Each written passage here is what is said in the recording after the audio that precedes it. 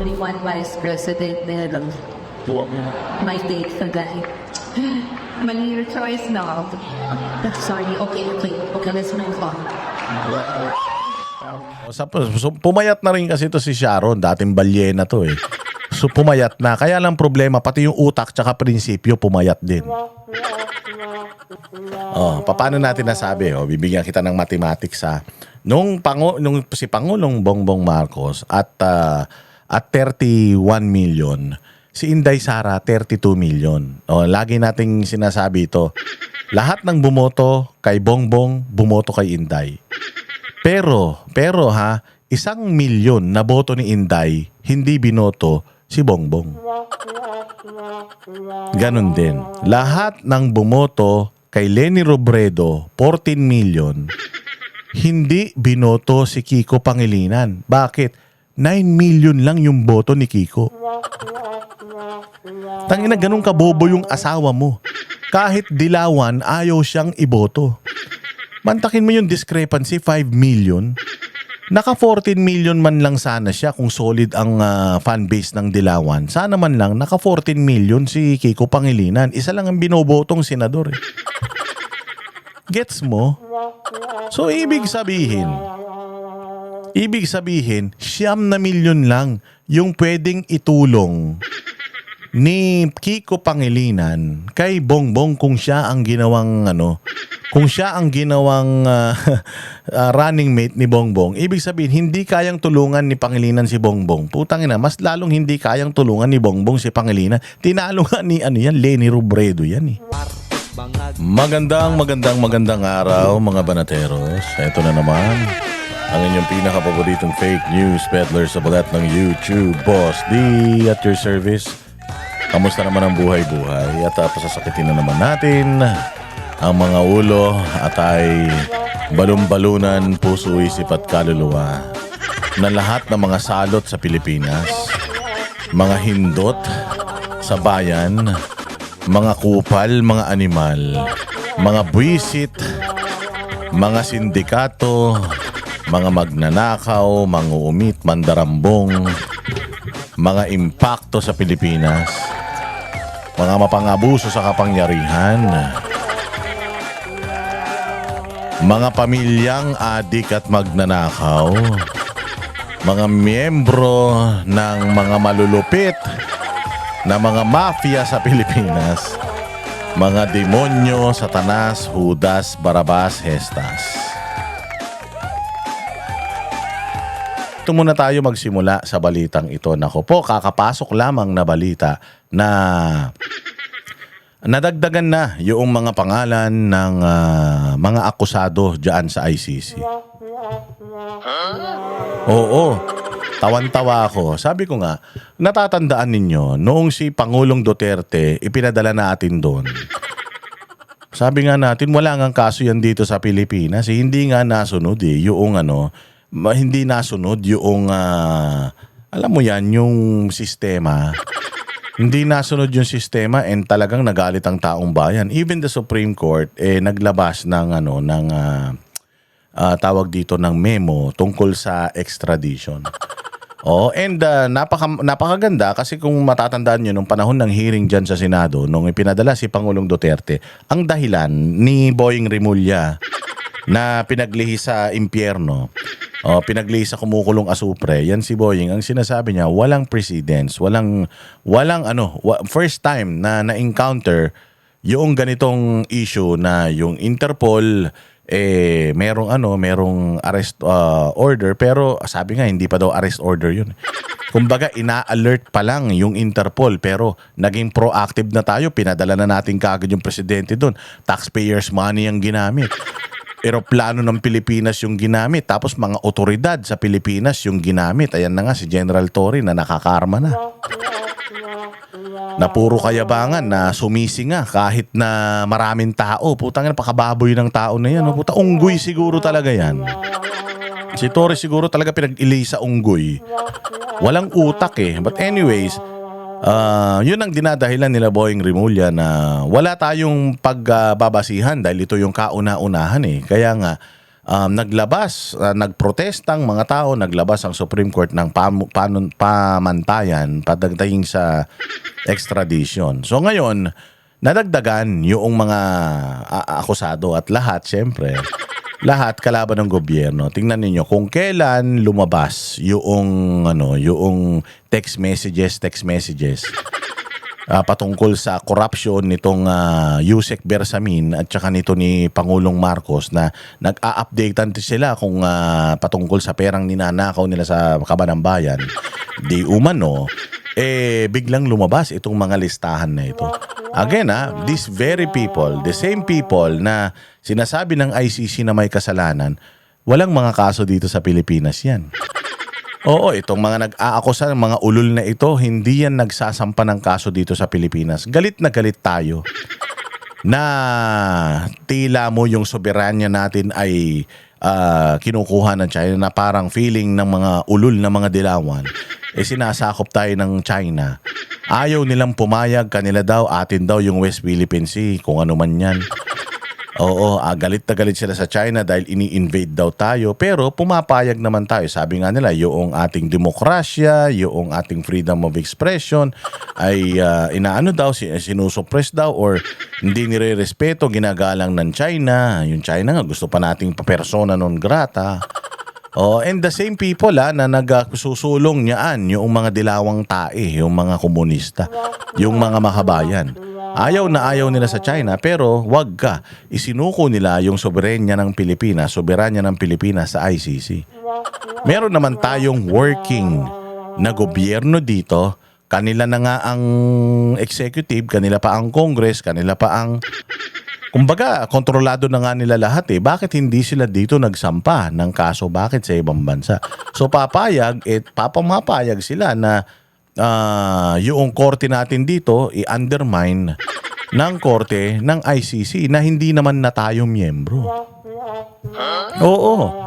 Hindi na tayo miyembro ng mga yun pero gusto pa rin nilang makialam dito sa atin at pinababayaan nitong mga makabayan yung mga terorista na nag-file ng mga kaso diyan sa Hague, parang sinuko na yung soberanya natin sa ibang lahi. Tapos pag China ayaw nila, pag ICC okay sa kanila, double standards talaga tong mga dilawan. Kaya nga sabi ko nga sa inyo si Leila de Lima, ilang beses na tumakbo natalo bakit?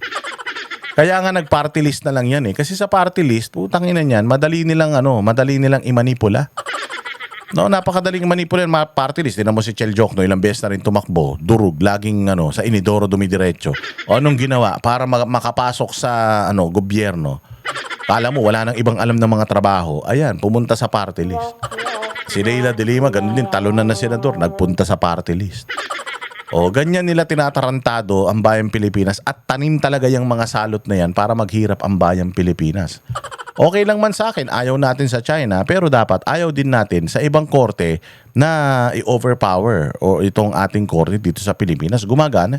Napalaya nga si Leila de Lima, napalaya si Kerwin Espinosa, tapos na-acquit si Maria Ressa. Putang ina, lahat na nga ng mga kriminal dito sa Pilipinas napalaya. Ibig sabihin, gumagana yung justice system. Bakit tayo Bakit tayo nandiyan? So another smokescreen na naman itong ICC na ito. Panibagong na naman ito, pagtatakip doon sa bagong iskandalo. Mamaya pag-usapan natin yan. Pero tingnan muna natin tong balitang ito. Pasok. Isinapubliko na ng ICC ang listahan ng mga kasabwat umano ni dating Pangulong Rodrigo Duterte sa kasong Crimes Against Humanity. Kabilang dyan ang 2 senador. Narito ang express report ni Rainiel Pawit. Ronald Bato de la Rosa at Christopher Lawrence Bongo. Kabilang sila sa 7 pinangalan. Dito na lang muna sa dalawang ito. Si Bato de la Rosa, maaari.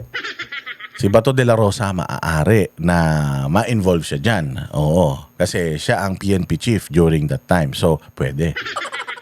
Pero si Senator Bongo? Si Senator Bongo parang sa akin parang malabo si Senator Bongo Bakit? Kasi ano lang siya, special assistant to the president.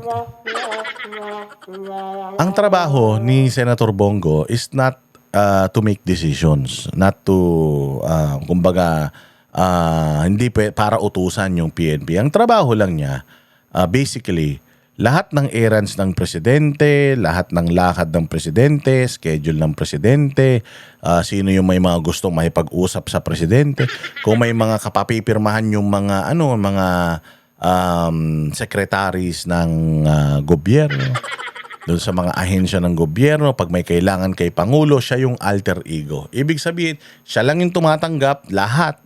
Mga requests, schedules, pati pagpatimpla ng kape, shampoo ni Pangulo pag ubos na. Tsinelas na gagamitin niya, lahat yun ang nagpe-prepare si Bongo. So hindi ko maintindihan kasi si Bongo, una sa lahat, hindi naman siya miyembro ng PNP na nag-e-enforce noong utos ni Pangulo, and yung mga utos naman patungkol sa war on drugs, ang nagbigay naman ng utos talaga dyan, si Pangulong Duterte. So, and sabi nga ni Pangulong Duterte, I take full responsibility. Never si Bongo nag-utos sa polis na huntingin to, huntingin dyan. Hindi siya nakipag-meeting tungkol. Every time na may meeting, hindi nagsasalita yan kasi hindi trabaho ng special assistant nga. Special assistant to the president yan. Kung lahat na lang ng taga-gobyerno, i-ano natin dyan, ididiin sa ICC na yan, sa mga issue ng crime against humanity, di sana pati si Leni Robredo kasama, part siya ng gobyerno na rin. But anyways, itong si Bongo, kahit sa meeting, cabinet meeting, hindi yan nagbibigay ng instruction. Usually, tinatanong lang yan, Bong, yung ganito, Bong, yung ganyan. Taga-abot lang, alalay nga lang papaanong, hindi naman siya binoto ng taong bayan para gumawa ng desisyon. Sa ngayon, yung Executive Secretary ngayon, tsaka Special Assistant to the President ngayon, talagang alam mo na sila yung nag-uutos sa presidente dahil bugok yung presidente natin. Kumbaga sa itlog, walang pula, puro puti. Walang laman talaga. So ito si Senator Bongo, na dating Special Assistant to the President, hindi siya nagbibigay ng instructions, nagbibigay ng utos sa PM. So, papaano? Yung Department of Justice, wala rin. Walang authority ang Department of Justice na magbigay ng sila Aguirre na magbigay ng utos dito sa Calabato para yan. Para gawin yung kanilang mga operations. Hindi konektado ang Department of Justice sa PNP. DILG ang may hawak sa PNP. So malabo itong sila Danao. Wala namang mga reklamo sa kanila, wala namang mga idinimanda sa kanila dito. Bakit sinama sila doon? Alam mo na may nagbigay ng listahan doon. At yung nagbigay ng listahan doon, ang gusto talaga nilang mangyari, mawala ito si Bato, mawala ito si Bongo, para, kasi pwedeng makalaban nila itong mga ito sa 2028 Si Senator Bongo, number 1 niya na senador. Alam mo, si Senator Robin na lang ang hindi nila kayang trabahuin dahil wala talaga silang makikita na connection ni Senator Robin sa kung anumang mga kataranta doon sa Pilipinas. Dahil kung meron, I'm pretty sure. Pati si Robin Padilla, sinama nila dyan sa ICC na yan para lang ma-eliminate yung mga posibleng makakalaban nila sa 2028. Bongo is number 1. Bato is number 2. Senator Robin is number 1. So napakadelikado nitong mga to. Ibig sabihin, may pag-asa at may potensyal ang mga ito na maging presidente ng Pilipinas if ever ma-impeach si VP Sara. Kasi talaga naman pinapatrabaho nila si VP Sara. Tsaka isa pa, aside from that, meron ngang mga lumabas na naman na issue patungkol dyan sa text message. Kaya pinagtatakpan na naman nila yan. Para hindi mapag-usapan, kita ninyo, napapag-usapan ba yung text message na yan? Hindi masyado, hindi ba? Kaya lumabas ito para mapagtakpan na naman yan. Dana ng International Criminal Court na co-perpetuators o kasabwat sa kasong Crimes Against Humanity sa War on Drugs ni dating Pangulong Rodrigo Duterte. Kasama rin dito ang mga opisyal ng nagdaang Duterte administration na sina dating Justice Secretary Vitaliano Aguirre II. Ayan, former PNP Chief Vicente Danao, former NCRPO Chief Cascolan, former NCRPO and PNP Chief Albayalde, PDEA Chief La Peña, NBI Director Girian, anak ng tinapay, talagang lahat. Lahat ng mga tao ni Pangulong Duterte noong nakaraang taon, nakatulong niya sa peace and order. Pucha, lahat kinasuhan. Ang galing, no? Paano naman nakilala ng ICC itong mga ito? Tsaka pucha, tinan nyo, kay Pangulong Duterte nga wala silang ebidensya. Natatandaan nyo, nananawagan sila noong nakaraan. Nananawagan sila na may mga lumabas pang mga tao para mapatunayan pa. Para mapatunayan yung akusasyon laban sa kanya. Kay Pangulong Duterte nga wala silang wala silang ebidensya. Dito pa kaya? At saka itong mga tao na to, sabi ko nga sa inyo, Senator Bato, yung mga naging PNP chief na yan, pwede mong imbestigahan.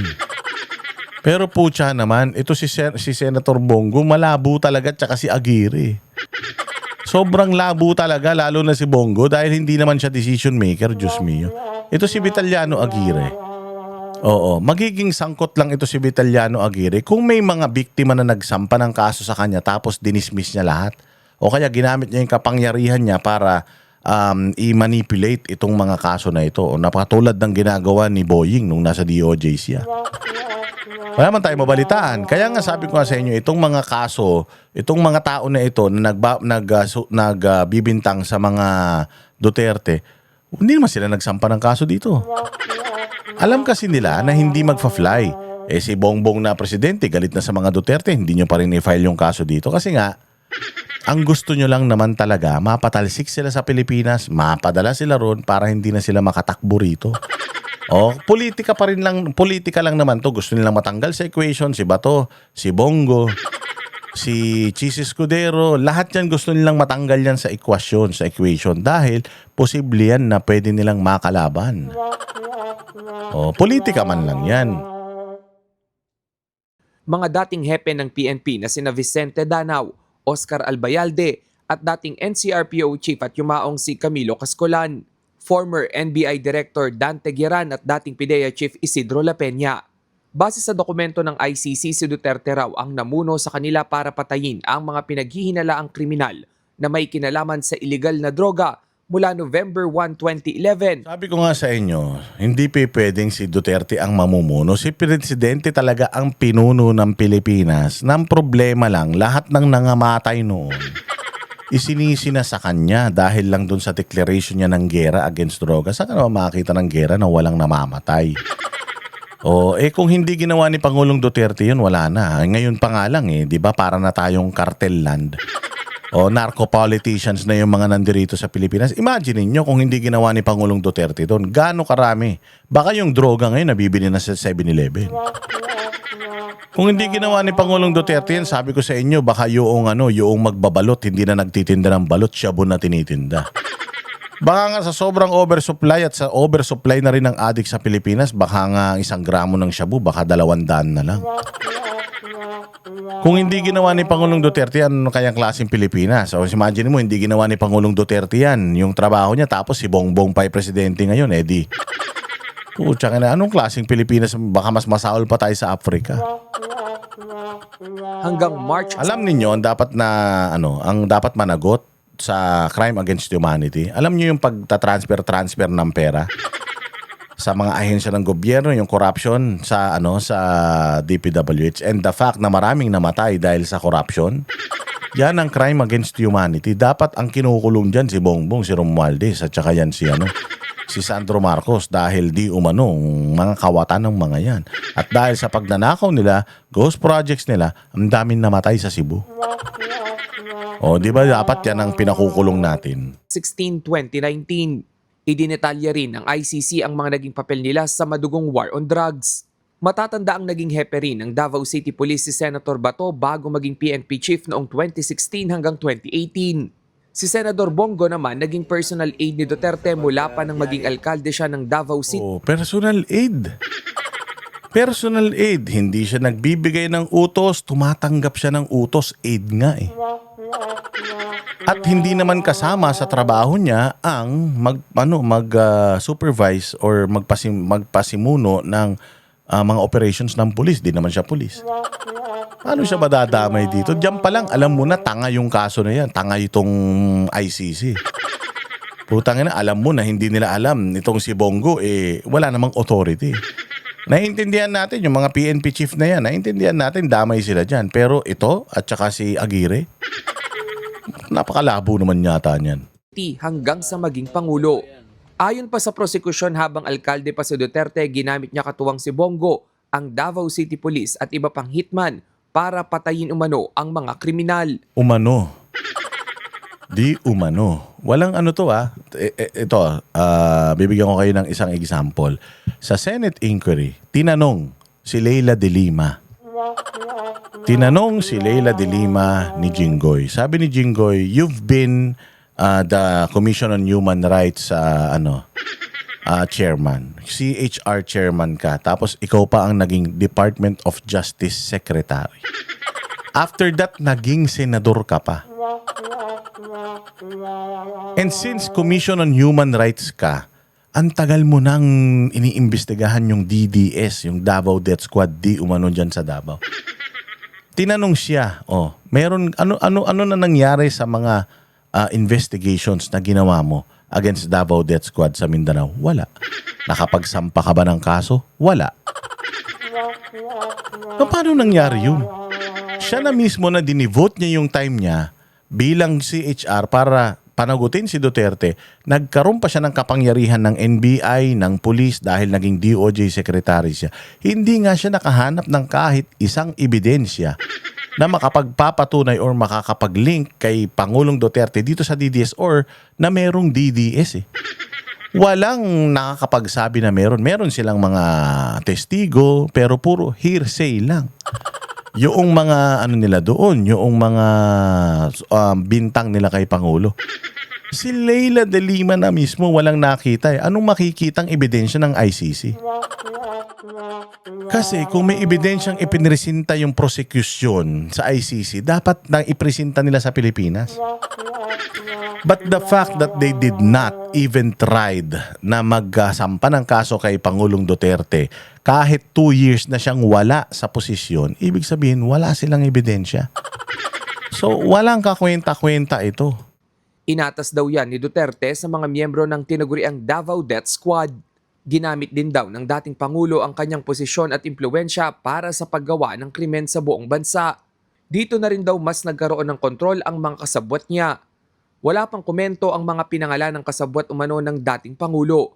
Pero sa huling panayam kay Albayalde noong March 2025, sinabi niyang handa siyang humarap sa ICC. Para naman sa abogadong si Cristina Conti na kumakatawan sa ilang drug war victims, ang paglalahad sa mga kasabwat ng dating Pangulo ay patunay aniya ng kawalan ng pananagutan sa ilalim ng Administrasyong Duterte. Hindi kayo nagsampa ng kaso. Kaya walang pananagutan noong panahon ni Duterte kasi hindi kayo nagsampa ng kaso sa Pilipinas. Kung sana nagsampa kayo ng kaso sa Pilipinas, di sana hindi tayo nagkakaganito. Di sana dito natin tinatry ang mga yan, hindi sila nandoon. Sabi ko nga sa inyo, mahirap ba ang sitwasyon ng kulungan sa ibang bansa? Hindi. Kung ako lang kung talagang galit ako kay Pangulong Duterte at talagang gusto ko siyang managot sa krimen niya, kung talagang meron, I'd rather have him jailed here in the Philippines dahil yung mga kulungan natin dito, putang ina niya. Mas maganda pa yung bahay nung daga kaysa sa kulungan natin dito. So I will have him jailed here para maghirap siya. Walang aircon yung mga kulungan dito. Alam nyo ba sa ICC? Diyan sa Den Haag, yung detention facility dyan. Alam nyo ba na maayos dyan? Maayos ang pagkain dyan, maayos ang kwarto nila dyan, may kanya-kanya silang mga CR. Tapos, araw-araw pwedeng dalawin. Maganda ang klima, malamig, hindi katulad dito, mainit, nanlilimahid, puro pigsa. Kung talagang gusto kong panagutin si Pangulong Duterte at pahirapan, dito ko siya ikukulong. Pero alam nitong mga ulul na ito na wala silang pinangahawakan kay Pangulong Duterte. Wala silang ebidensya . Oo, doon lang sila sa yung presumption of guilt kapag may kaso ka for optics na baka sakali itong mga tao na ito hindi na manalo sa eleksyon. Pero hindi . Gusto ng tao yung trabaho ng mga Duterte, nito ni Bato, nito ni Bongo eh. Gusto ng Pilipino yan eh. Putang ina, hindi nyo mapipigilan yung Pilipinong iboto yung mga yan. Kaya nga, number 1 and 2 yung mga yan eh, sa eleksyon nung nakaraan eh. Tarantado pala kayo eh. Sa ngayon, And the reason why nasa ICC sila, because dito, hindi sila sikat. Dito, hindi sila ina-acknowledge. Dito, tinataboy sila yung mga komunista na yung mga kupal na mga makakaliwa na galit kay Pangulo. Hindi sila makakabola dito. Kaya nga doon nila dinala dahil putya mga kalahi nila yung mga nandoon eh, mga baliw. dagdag na 500 biktima ng war on drugs ang nag-apply para palakasin ang kaso laban kay Duterte. Sa February 23 hanggang 27 gaganapin ang confirmation hearing kung saan tutukuyin kung may sapat na basehan para litisin ang dating Pangulo. Nandoon pa lang eh. Oo, may sapat bang dahilan para litisin ang Pangulo? Nandoon pa lang eh. Wala. Utangin na nyo. Yari kayo dito. O ay, punta na naman tayo kay Auntie Claire. Patungkol doon sa statement ni VP Sara. O sige, pasukin natin to ulit. Bulag o tila nagbubulag-bulagan daw si Vice President Sara Duterte sa mga ginagawa ni Pangulong Bongbong Marcos para sa bayan.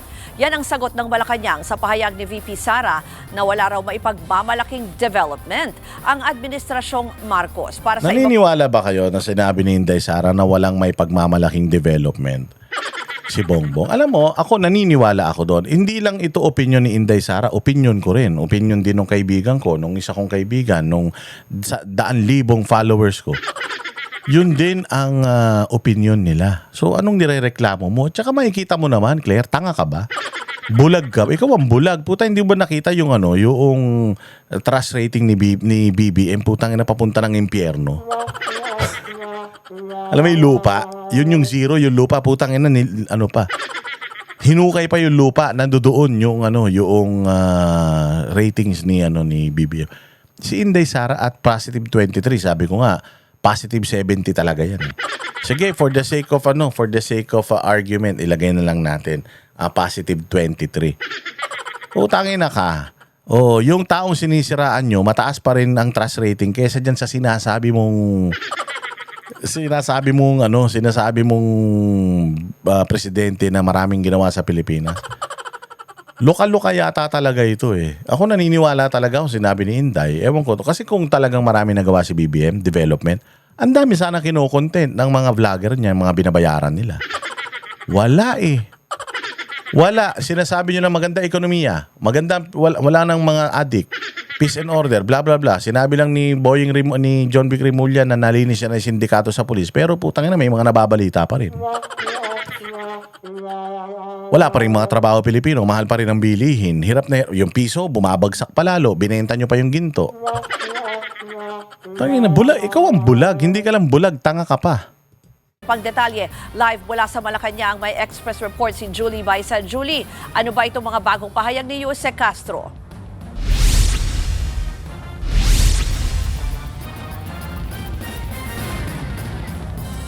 Ruth, puro drama pero walang gawa. Yan ang patutsyadang sagot ni Palace Press Officer Undersecretary Claire Castro sa mga bagong pahayag ni Vice President Sara Duterte laban sa kanya. Nagpapanggap lang daw ang bise na concerned sa bayan pero umamin na raw na ayaw tumulong kay Pangulong Bongbong Marcos sa mga proyekto sa bansa.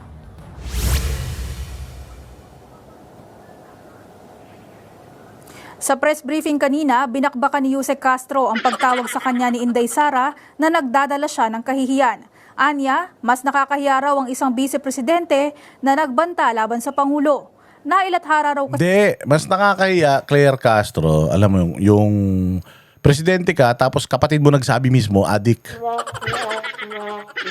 Yun ang nakakahiya. O ang nakakahiya yung sabihin mismo ng ate mo, adik ka. Mula pa bata hanggang ngayon. Yun ang nakakahiya. At ang pinaka nakakahiya doon, pinagtatanggol mo pa. O yan ang nakakahiya, Claire. Nagalit ka na naman. Yan sa mga balita ng international news outlets. Maging ang paggamit daw ng abogado para pagtakpan ang paglustay sa 15 million confidential fund. Payo ni Castro, mag-isip-isip na raw ang publiko kung katulad lang din daw ni VP Sara ang mamumuno sa bansa. Oo naman, gusto namin yun. Sabi ko, kanina nga lang kinukwento ko sa inyo kung gaano kaganda ang Davao. Gusto namin maging katulad ng Davao ang buong Pilipinas. So yes. O if you're gonna ask us, plus 23 ang trust rating ni Inday. Ibig sabihin, if bukas ang eleksyon, kalaban kay Bongbong, putangin na si Bongbong, walang boboto sa kanya. Baka yung mga anak lang niya. Wala. Si Inday Sara ang mananalo kung may eleksyon bukas. So tatanungin mo kami, gusto namin maging presidente katulad ni Inday? Oo. Gusto talaga namin at gigil na nga kami. Kaya nga namin pinapatanggal na si Bongbong. Kaya gusto namin mag-resign na yan eh. Kaya nga nung nakaraan, merong nakaumbok dito sa tiyan yan, gusto ng tao, mamatay na yan eh. O hindi ba? Kaya nga nung lumabas na naman siya nung nakaraan, putang ina, mukha na siyang kaluluwa. Si Bongbong, nung huling nakita, mataba pa. Putang ina, paglabas, putang ina niyan, mukhang bangkay na. Kaya nga nagbubunyi yung tao, tsaka kaya gusto malaman ng tao kung mabubuhay pa ba na matagal yan. Excited yung mga tao na mawala na yan eh. Para mapumalit na to si Inday Sara. Gusto nga ng mga Pilipino. Pucha, bukas na yung eleksyon eh. Sa sobrang gusto ng mga tao si Inday. Ano ka ba, Claire? Kung meron ditong bulag, ikaw. Pero more than that, tanga ka. Samantala, Ruth, sa paniniwala naman ng Vice Presidente na may impeachable offense si PBBM, unahin muna raw nito ang kaso niya bago tingnan ang kaso ng iba. Isa pa sa sinasabi ni VP Sara na impeachable offense, ang pagtanggi umano ng Pangulo sa tuwing may nagsasabi na gumagamit siya ng illegal na droga. Buwelta ng palasyo dyan, unahin muna niya ang sarili niya at mas magandang itanong daw yan sa kanyang ama. Hindi rin pinalampas ni Castro ang bahagi ng pahayag ni Tatay na naman. Hindi naman yung tatay niya presidente. Si Bongbong presidente ngayon. Si Bongbong inaakusahan nagdodroga mismo ng kapatid niya. Bakit kailangang tanongin ni Inday Sara? Kahit sabi mo addict si Pangulong Duterte ngayon, nagsasyabu halimbawa ngayon. Hindi na siya presidente ng Pilipinas, okay lang yun. Buhay niya yun, choice niya yun. Pero yung putang na yung ngayon presidente ka tapos sinasabi ng kapatid mo nagdodroga ka, yun ang dapat tutukan nyo. Si Pangulong Duterte na naman, nakakulong na nga, si Duterte pa rin nasa isip nyo. Tanga. VP Sara na sana magkatuluyan sila ni PBBM. Puro paninira, insinuation at kaimoralidad daw ang mga salitang nanggagaling sa bise. Kapwa raw sila pamilyadong tao ng Pangulo. Hiling pa ni Castro sa mga kaalyado ni VP Sara, turuan daw ito sa pakikipagkomunikasyon. Mistulang bulag din daw kasi ang bise sa mga nagawa ng Pangulo para sa bayan. Pakinggan natin ang bahagi ng press briefing ni Yusek Claire kanina. Ang Vice Presidente ay bulag. Hindi niya nakikita kung anong ginagawa ng Pangulo. Nananatili siyang bulag dahil malamang ay hindi niya pinanonood or ayaw niyang panoorin kung ano nagaganap na katotohanan sa mga ginagawa ng Pangulo at ng... Nanonood. Alam niya nga eh. Alam niya na magdanakaw si Bongbong. Sabi nung kapatid, adik. Walang paninindigan, utal-utal sa mga interview. Walang alam sa ekonomiya. Putang ina yung mga inaugurate niya, hindi kanya. O ngayon na naman, nakaposte na naman siya doon sa subway. Pukin ang ina niya, hindi naman kanya yan. Ninakaw yung Bukana Bridge, ninakaw yung tulay doon sa Isabela. Sa lahat, kanya, pero wala naman kanya. Wala siyang sinimulan sa kanyang administrasyon. Puro ghost project nga eh. Kitang-kita ng lahat yan. Hindi mo ka na kailangan panoorin yan. Putang ina, kaya nga may investigasyon ng flood control project dahil tarantado yung amo mong si Bongbong. Putang ina yung sinasabi nito. Administrasyon ngayon. Nakakalungkot lamang dahil yan ay galawang. Wala. Tayo na, wala na maisip. Ay, nako. Huwag ka na kasi maipagbardagulan. Hindi mo 40 yan, ma'am. Lalong-lalo na ang kabardagulan mo, matalino. Putangin na tanga ka eh. Level ka lang namin. Huwag ka na asaran kay Inday. Dahil ilang words lang yung binatawan ni Inday, mauulol ka na. So, sinabi lang niya na sana magkatuluyan kayo ni Bongbong. Putangin na, natatai ka na. O, baka talagang type mo si Bongbong na nabisto ka ni Inday Sara. Duterte. Tsaka hindi na, alam ko naman hindi talaga si BBM yung gusto mong makatuluyan. Kilala ko. Oo, balita ko nga, sa golf course pa kayo, ayaw ka na magsalita. Ayaw ka na magsalita. Balita ko, nagkasampalan pa nga sa golf course eh. showing the characteristics of an emotional vulture. Isang buitre.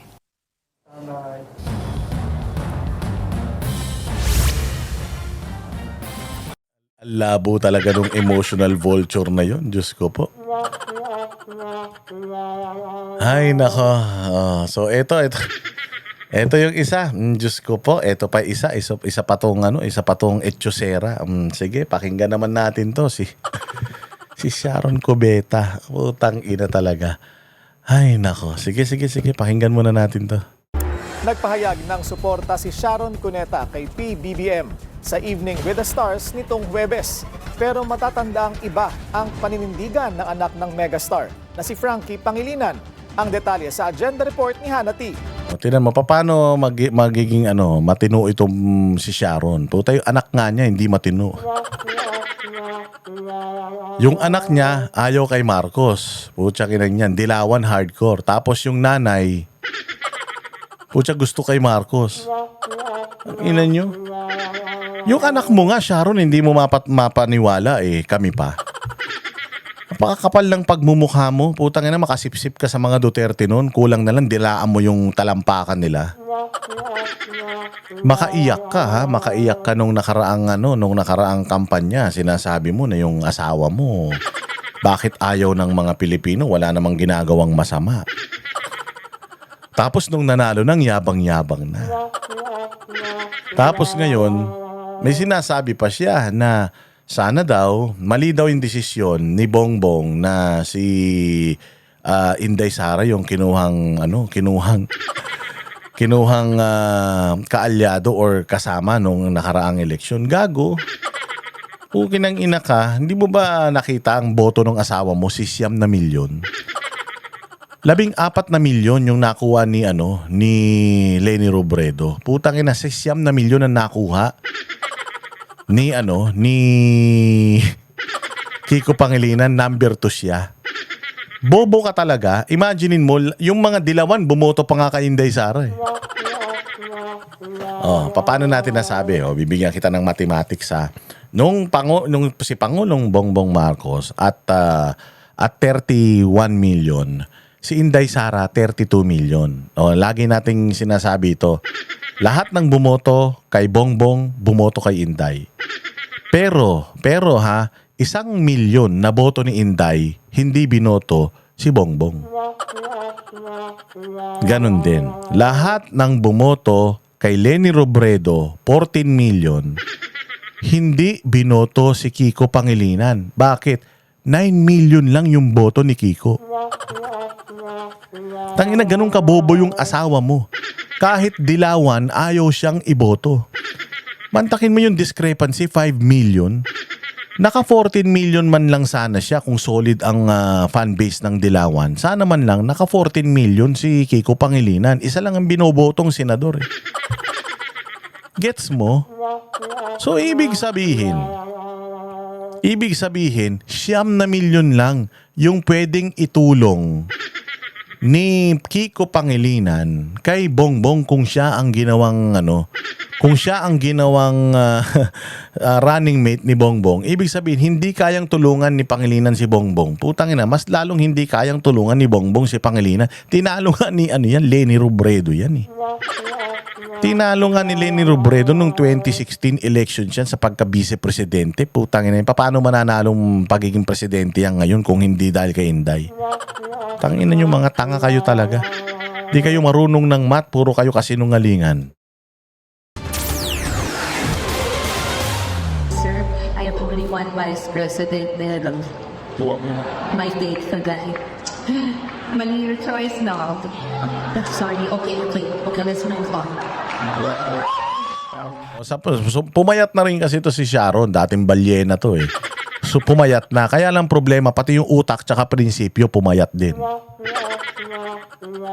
Mali ka naman, Sharon. Dapat ang tinanggal mo lang yung taba sa katawan mo, hindi yung taba sa utak mo. Natatanga-tanga ka. Paano naging mali yung desisyon ni Bongbong Marcos? Alam niya na kapag pinili niya yung asawa mo, pati aso, pati sa aso, hindi mananalo yan si Kiko Pangilinan. Tangina naman.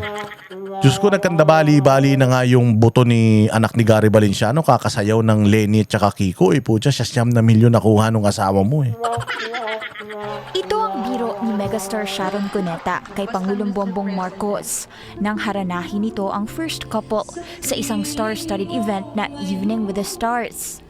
Biro ni Cuneta, tila maliraw ang choice ng Pangulo pagdating sa Vice President.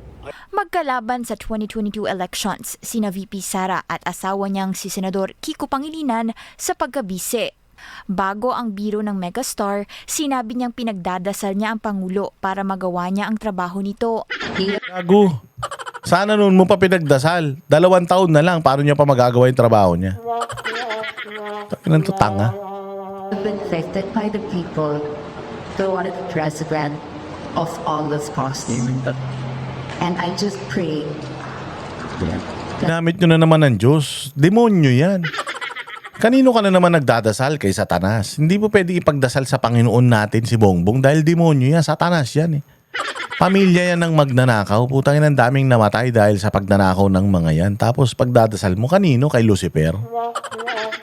Talaga to si Sharon, no? some people would really know to do your job. Bahagi rin daw ng dasal ni Cuneta ang peace of mind nito sa gitna ng fake news at disinformation ngayon. Sagot ng palasyo, napangiti na lang daw si PBBM at opinyon ito ng megastar. Malamang karamihan sa ating mga kababayan ay yan din po ang nararamdaman. So opinion po yun ni Miss Sharon Cuneta. Wala raw pagtutol o pagpayag ang Pangulo sa pahayag ni Cuneta at in-enjoy lang nito ang harana ng megastar. No comment din si Senator Kiko Pangilinan dito. I am not going to have my president be named Ferdinand Marcos again, ever. And I Dati think na ring malawak ang suporta ng anak nilang si Frankie. Inang pamilya na to, no? May tama sa utak. Parang mga buang ang Tag-ina to pamilya na to. Sabi ko nga, kung ayoko yumaman ng ganyan sobra-sobra, kung ganito mangyayari sa mga anak ko. Ito, may hablig. Yung isa, may hablig din. Kaya umalis si Casey Concepcion sa inyo Pero totoo rin naman yung sinasabi na in terms of decision making, hindi ikaw yung tamang tao para masabi mo na tama yung desisyon o mali yung desisyon ng isang tao kasi ikaw mismo mali-mali ang desisyon mo. Tangina, 2 naging asawa mo, ibig sabihin tanga ka pumili. Tas tinan mo, ang popogi nung boyfriend mo, Richard Gomez, Robin Padilla, Gabby Concepcion, putang ina niyan. Nauwi ka sa matching. Nauwi ka sa unggoy. Tangina, Amerikano ka, mahilig ka sa exotic. Anak ng tinapay ka, Sharon, no? Putya, ikaw ang mali ang choice mo. Bakit? Putya, ang popogi na nung asawa mo nung dapat mapapangasawa mo pumunta ka dyan sa aso. Tingnan mo yung mga itsura ng anak mo. Pagdating sa laban kontra Marcoses, ayon sa records, ang ama ni megastar na si Pablo Cuneta ay longest-serving mayor ng Pasay City. Siya ay nooy naiuugnay sa kilusang bagong lipunan. Actually, si Imelda, kamag-anak to, alam ko, Romualdez yung nanay nito ni Sharon. So, tataka nga ako never again kayo dati. Ang political party noon ni Marcos Sr. Dati ring sponsors ng kasal ni megastar at ni Gabby Tinan mo, ang ganda ang pogi nung asawa mo, Gabby Concepcion. Tapos putang ina, nauwi ka kay Kiko. May mga tsura nung anak nyo. Putang ina, kahit tricycle driver, dililigawan mga yan. Kundi lang maraming pera yung mga yan, putang ina yan, baka palabasin sa mall yan. Concepcion, sina Marcos Sr. at dating First Lady Imelda Marcos noong 1980s. Sa isa namang Instagram post para sa event kagabi, sinabi ni megastar na kailangan daw maprioridad ang bansa ngayon at kailangang hayaan muna ang Pangulo na matapos nito ang trabaho bago siya agarang husgahan. Anya, God bless the Philippines. Para sa agenda. Anak ng tinapay. Alam mo, this is what's wrong with these people na mga bilyonaryo. Out of touch. Oo. Diyos ko po. Ito. Pakinggan naman natin. Itong kaso ni Senator Bong Revilla, napakaganda nung punto rito ha. Tandaan ninyo, nabanggit lang itong pangalan ni Senator Bong Revilla doon sa Senate inquiry. Okay? And sa Senate inquiry, napakaraming mga pangalan ang lumabas dyan. Andyan yung sila Arjo Atayde, sila yung Roman Romulo, si Zaldico, si Sandro Marcos, nandiyan dyan lumabas si yung tatay, yung pinsan, Bongbong at saka ito si Romualdez. Diyos ko. Lumabas lahat yung pangalan niya at marami pang iba. Lumabas pa Yusek Bersamin, si Pangandaman, si E.S. Bersamin, lumabas din. Lumabas din yung pangalan ng ibang mga senador. Pero tingnan ninyo, ang una na tinrabaho si Senator Bong. Sabi ko nga sa inyo, yung Cavite Connection. Yung Cavite Connection, si Lacson, si Remulla, yung DOJ, puros mga tiga Cavite yan. Diyos ko Lord. So alam mo na kung anong agenda nila. Bakit tinitira si Bong Revilla at saka si Kiko Barsaga. Baka hindi ko sinasabing totoo, pero baka ang target talaga nila makuha yung Cavite sa mga pamilyang ito. Tingnan ninyo. Nakasuhan si Bryce Hernandez, nakasuhan si Alcantara, nakasuhan si Yusek Bernardo, pati siya kasama. 4 sila. Actually, may isa pa. Yung 3 plus siya. 4 sila. Sa 4 na kinasuhan mga bossing, siya na lang ang nakakulong at siya na lang ang nag-iisang kinakasuhan ngayon. Bakit? Putang ina, ginawang state witness yung mga tarantado. Yung Alcantara, Bernardo, tsaka yung Bryce, gagawin mong state witness. Gago ka? Paano mo gagawin state witness? Sumumpa sila sa Senado. Inamin nila yung mga krimen nila ginawa nila. Inamin nila na naglalabas sila ng pera sa kasino. Inamin nung mga nagsoli nga si Bryce Hernandez, sinoli yung SUV. Sinoli yung Lamborghini.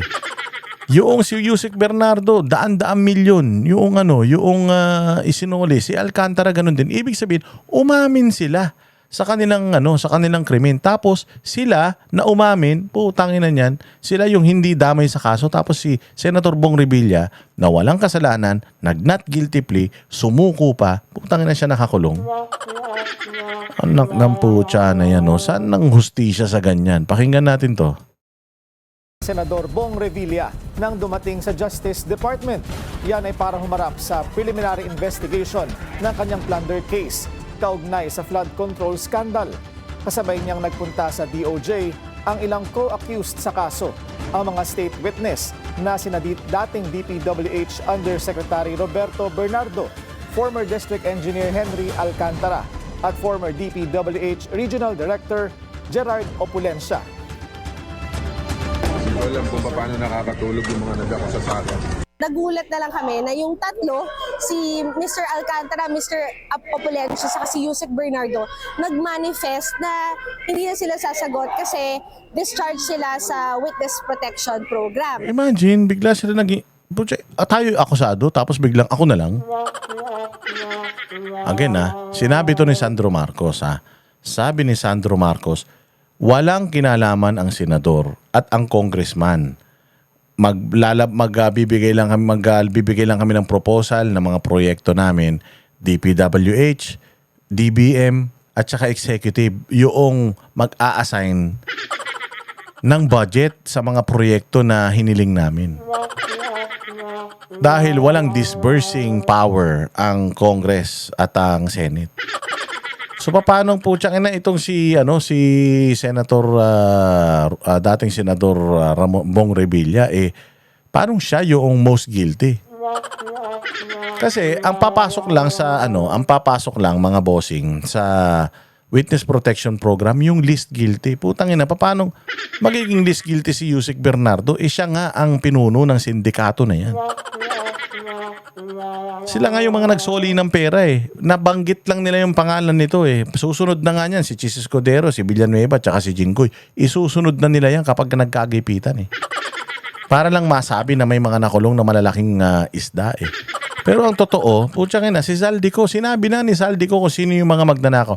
Meron pang text messages ngayon na umiikot na putya yung Bersamin, si Bongbong may usap-usapan patungkol sa perang ninanakaw sa bayan. Putang ina niya. Tapos ito si Bong Revilla nakakulong. Ayop naman na yan talaga. Grabe yung panloloko to. So nakakapagtaka, 4 na respondents, 3 nasa witness protection, 1 lang matitira. Kung titignan nyo yung mga affidavit o salaysay ni Yusek Bernardo, makikita nyo na nag-iiba-iba yung kwento niya. Saan nag-iiba-iba? Una, magkakaiba yung mga petsa kung kailan di umano binigyan ng pera o dinala yung pera sa bahay ni Senator Bong. Okay? Iba-iba yung petsa. Pangalawa, nag-iiba-iba yung amount. Okay? Pangatlo, nag-iiba-iba yung number ng deliveries. Sa labas naman ng DOJ, nagtipon ang mga taga-suporta ni Revilla. Buwelta nila kung sino pa ang tunay na may sala, sila pa ang nasa Witness Protection Program. Tiwala rin silang maabswelto si Revilla. Manatiling nakatutok sa bilyonaryo Oh, hindi ba? Oh. De, sa akin lang sa akin lang mga bossing. Oh, sa akin lang mali yung ginagawa nila na yan. Kasi okay lang man sa akin, di ko naman sinasabi na walang kasalanan ito. Pero sabi ko nga sa inyo, si Senator Bong, hindi yan kailanman tumakas para magtago. Capable man siya. Pero the fact na piniresinta niya yung sarili niya, siya mismo ang sumuko, ibig sabihin, malinis ang konsensya niya. Walang kriminal na gagawa niya. Ang ayaw na ayaw ng kriminal, yung makulong. Tingnan mo si Atong Ang, hindi pa nahuhuli. Sa lahat ng ayaw ng kriminal, yung makulong. Pero siya mismo, kaya nga sabi ko sa inyo, mga magnanakaw, gagawin yan lahat para hindi sila makulong. Magnanakaw ng 100 bilyon, 50 billion doon sa ninakaw nila, gagamitin nila para hindi sila makulong hanggang sa mamatay sila. Ganon, ang i-delay ng kaso hanggang sa mamatay sila, hindi na sila pwedeng habulin. Ganon ang klase ng mga magnanakaw sa Pilipinas. Takot yan makulong mga kriminal. Ito si Bong Revilla, siya mismo ang sumuko. Anong indikasyon yun na wala siyang kasalanan? Kasi kung may kasalanan yan, tumakas na yan. Kung may kasalanan yan, putsyakin na matagal nang sumakay ng ng eroplano yan palabas ng Pilipinas, di ba? Oh, ito yung sinasabi ko. Ito yung sinasabi natin na pahayag na yung kumakalat na text message patungkol sa pagnanakaw sa Pilipinas. So, pakinggan natin. The spotlight is back on former Undersecretary Adrian Bersamin. Ito'y matapos ungkatin ni ACT Teachers Party List Representative Antonio Tino ang umano'y text exchanges ni Bersamin at Pangulong Bongbong Marcos. Dito napatunayan umano na bagman si Bersamin ng Pangulo. Narito ang agenda report ni Joan Manalo. Di lang yan si Bersamin si yung taga-DOJ, yung associate, ano ba yun? Basta yun, yung taga-DOJ, no, karaan lang na kakabalik lang. Alam niyo, ikukwento ko na sa inyo. Si Leandro Leviste, nasa kanya itong nasa kanya itong listahan na ito. Itong ebidensya na to nasa kanya. Ipinakita niya ito sa isang bilyonaryo sa Pilipinas. At itong bilyonaryo na to, sinabi sa kanya na shit, kapag lumabas ito, siguradong mawiwindang. Siguradong mawiwindang itong mga nasa Malacanang. At kapag nawindang itong mga nasa Malacanang, putyangin na talagang mayayanig sila nitong na ito. Kaya kung ako sa'yo, pumunta ka sa ibang bansa, tapos doon mo ilabas yan. Or mga ibang bansa ka muna, mamili ka. Umalis ka ng Pilipinas, ilabas mo yan, or mga ibang bansa ka muna, tas manahimik ka kasi sobrang delikado nitong impormasyon na to. Yan yun. Yan yung purpose kung bakit supposedly aalis si Leviste.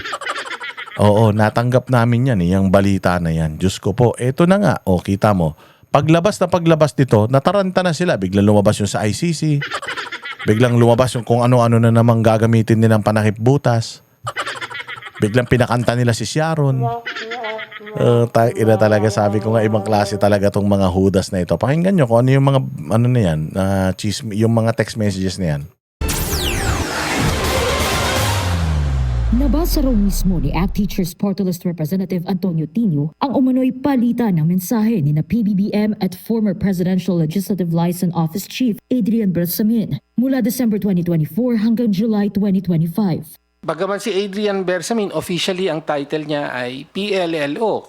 Diba? Siya yung legislative liaison ng Malacanang dito sa House. Officially, that is his title. Ang lumalabas talaga ay siya yung personal runner, ibig sabihin utusan, bagman, ibig sabihin tagatanggap nung kickback, tapos disbursing. Dito na magkakaproblema yan. Tinan ninyo sinong naglalabas nito. Congressman. Congressman yung naglalabas. Sino ang may-ari ng Kongreso? Huwag na tayo maglokohan. Yan si Boji D. Hindi talaga yan ang speaker. Hindi talaga yan ang speaker. Ang speaker talaga, ang may hawak pa rin dyan sa Kongreso, si Romualdez pa din. So bakit nilalabas ito nitong congressman na ito na alam natin na alyado ni Romualdez? Naglalaglagan na ba si Bongbong at saka si Romualdez? So eto naka-attention itong skandalo na ito or itong ebidensya na to kay Presidente Bongbong. Wala si sa text message exchange na yan, wala si Romualdez. So anong ibig sabihin nito? Naglalaglagan na ba yung dalawa? Naku, maganda ito. Oo, abangan ninyo. Putang ina, ito na yata yung inaantay natin na laglagan na magpinsan na kawatan. Officer, siya yung nagre-release ng pondo sa authorization ng Pangulo, sa pahintulot ng Pangulo. Ayon kay Tino, patunay ang text exchanges na alam ng Pangulo ang nangyayaring kickback scheme sa flood control projects. Ni-report niya yung pagkakompleto ng 7.112 billion in deliveries. No? Tapos may acknowledgement ng Pangulo. Okay. Tapos may mga serye ng mga report, no, kung paano gagastusin, hinihingi ang approval, no, ng Pangulo, no. Katulad ng sinabi, ang maraming mga exchanges dito ay nagpapatungkol sa election campaign expenses. Nangyayari ito, at least yung maagang bahagi ng komunikasyon ay nangyayari sa panahon ng campaign. Isa raw sana ito sa mga ebidensyang ilalabas nila kung hindi nabasura ang impeachment complaints laban sa Pangulo. Sabi po sa mensahe, complete na po ang 7.122 delivery sa akin. Tapusin ko po ang computation today. Kalakip nito rin ang detalyadong computation ng mga pinaggastusan ng 8 billion na kickback. Ay, balita ko napunta kay Andrew E. yung ilan sa mga kickback na yan. Sabi ko nga tangina, malala talaga, no? Sobrang lala talaga ng korupsyon. Pati yung mga artista damay. Kaya nga ako, mag-ingat kayo dyan. Kala Boss Toyo, kanila Rendon, yung mga tumitira kay Inday Sara, putang ina yung mga ninakaw na pera ng taong bayan, binabayad sa mga yan. Di umano di umano. Yun pa rin sa text messages na nabasa ni Tino, pinaabot umano ni Bersamin noong July 10, 2025 na may 2 billion peso delivery siya para kay PBBM sa Nara residence sa Forbes Park. Sagot ng Pangulo, sasabihan ko si June Baris. This is July 10. The President appears to be receiving kickbacks days before he went to Congress. Humarap siya rito at nagsabing, mahiya naman kayo. Sino po ang dapat na mahiya? Isa si Tino sa mga endorser ng pangalawang reklamo laban kay PBBM. Sa partikular, nasa complaint ng alegasyon na ayon kay Yusek Bernardo, nasa 100 billion na insertion na inutos ng Pangulo, 52 billion ang kanyang direktang hinawakan at mula rito ay nagbigay siya para sa Pangulo ng 8 billion na commitment. Nasa complaint po yan. Bukod kay Tino, may hawak din umanong kopya ng nasabing mga mensahe si Batangas 1st District Representative Leandro Leviste at Caloocan 2nd District Representative Edgar Erice. Papaimbestigahan na ito ni Tino at Erice. Matatanda ang iniugnay ni former House Appropriations Chair. So ibig sabihin, etong mga sinasabi ni Zaldico, ni Guteza, talaga, may katotohanan talaga. Kasi sila ang unang naglabas ng mga pangalan na yan Yung Bersamin, yung Pangandaman, yung ganito, yung ganyan. Sila yung unang-una, tapos meron pang text exchanges po. Yan. O, check nyo yung mga numbers na yan. Burner ba yan? Mga phones na yan? Or yung mga numbers ba na yan? Working pa yan? Kasi meron tayong di ba? Yung SIM card registration. O, doon mo malalaman kung kanino registered yung mga numero na yan. Hindi ba ito yung dapat na sinasagot ni Claire Castro? Hindi yung kung ano-anong kaipalan, kagunggungan yung mga pinagsasasabi niya. Walang Diyo. Ko si Bersamin sa kickback schemes dahil sinabi umano mismo ni Bersamin sa kanya na utos ng Pangulo ang 100 billion peso insertions sa 2025 national budget. Ang ombudsman naman, matagal na raw minamata si Bersamin dahil sa mga isyong kinahaharap nito, kabilang na ang money laundering. Dati pa yan, nasaradar ko yan. Matagal na pala. Bakit nauna pang naipakulong si Senator Bong Revilla? Matagal na pala bakit hindi pa nakukulong yan? Bakit hindi pa yan nakakasuhan? Si Boying pero tumabata-ba na si Boying, no? Mabuti naman. Oo, mukhang nagkasundo na kayo ni Lucifer na hindi mo na kayo magsama. Noong una na marami na nababalita na activities yan. At alam mo naman dito sa atin, maraming marites sa Pilipinas. Nakakarating yung mga balita sa atin. Pero may naranasan kami sa DOJ na tila siya ang nakialam sa appointment process. Pero dati na rin sinabi ni Senate Blue Ribbon Committee Chair Ping Lacson na ginamit lang umano ni Bersamin ang pangalan ni PBBM kaugnayan 2025 budget insertions. Ayon kay dating DPWH Undersecretary Roberto Bernardo. Napag-alaman ko from Undersecretary Bernardo na may mga tao sa Malacanang, not the President, not authorized by the President, who misrepresented him. I will name some of them. Jesus! Tsaka na yan na nga, may text messages na. Yan yung priority mo, Ping Lacson. Puta, puro ka na naman Puro ka na naman privilege pitch. Yung 69 na congressman na sinasabi mong sangkot sa pagiging contractor, wala kang pinangalanan kahit isa. Si Ping Lacson, pakasinungaling mo. Undersecretary Adrian Bersamin.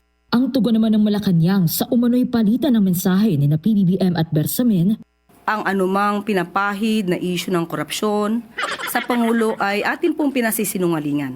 Ang anumang paninira. Alam mo, nakakahiya dito, Claire Castro. Napakaraming corruption, napakaraming instances na talagang yung ebidensya tinuturo yung amo mo.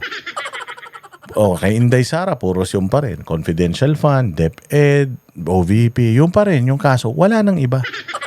Puta, wala kayong makita na dinagdagan nyo pa nga yung death threat niya, di umano sa presidente.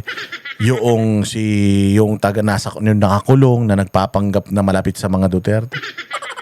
Tangina, sabi ko, napakabulok ng mga ibinabato nyo kay Inday Sara. Ito, malinaw pa sa sikat ng araw. Itong mga bagong lumalabas na mga ganitong ebidensya. Paano nyo ngayon to pasisinungalingan, Diyos ko po, na yung ipinapahid kay Pangulo na gago, hindi yan. Subukan mo sa korte, yan yung sabihin mo. Kailangan mong mapatunayan na si Pangulong Bongbong walang ginawang kabulastugan, hindi yung puro statement lang. May pinapakita silang ebidensya, i-counter nyo yung ebidensya na yan. Sabihin mo lang naman, yung may number naman pala sila, di tawagan nila yung mga numero na yan para malaman nila kung kanino yan. Baka mamaya sumagot dyan si Inday Sara, di ba? Nang walang anumang basihan ay hindi dapat nagamit or magamit na armas para pahinain ang tiwala ng taong bayan sa ating gobyerno.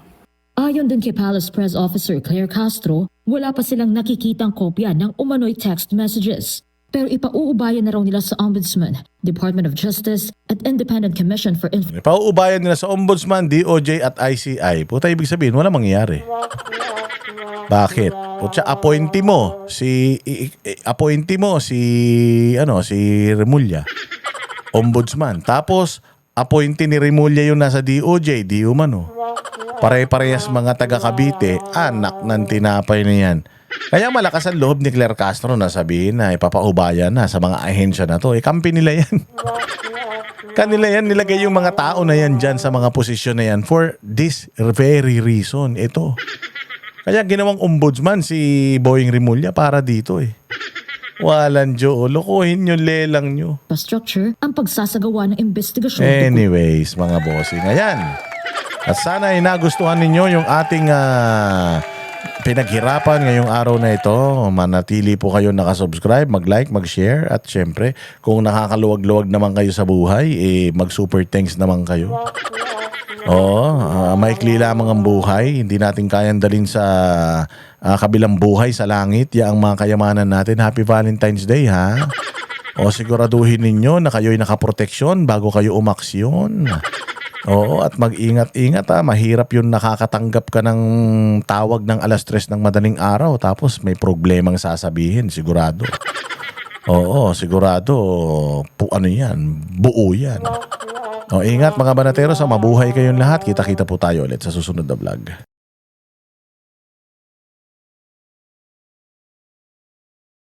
Kami ang boses ng masa, hindi natatakot. Katotohanan lang, di kami nalulunod. Walang bahid ng sismis, lahat ay totoo.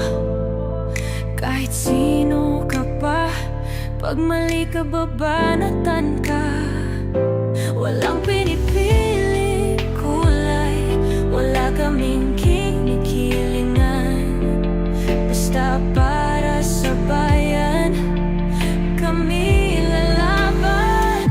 Pag tama palakpakan, pag mali banatan. Di matitinag, di matatakot, para sa bayan tuloy ang sigaw. Sa harap ng kamera, walang halong takot. Mga baluktot, lahat kayo'y tutumba.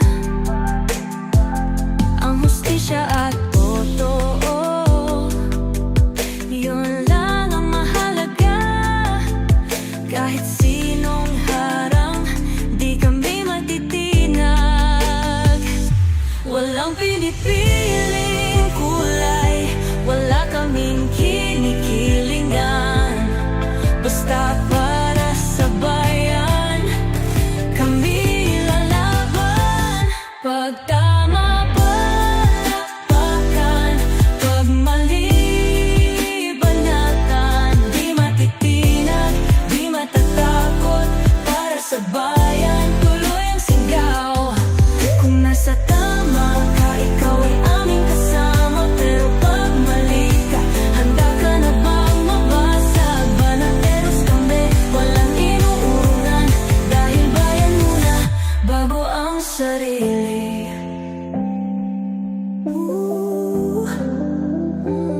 Bago ang sarili.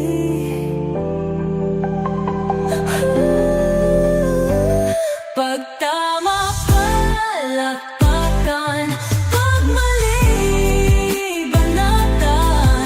Banateros ang sigaw, katotohanan ang laban.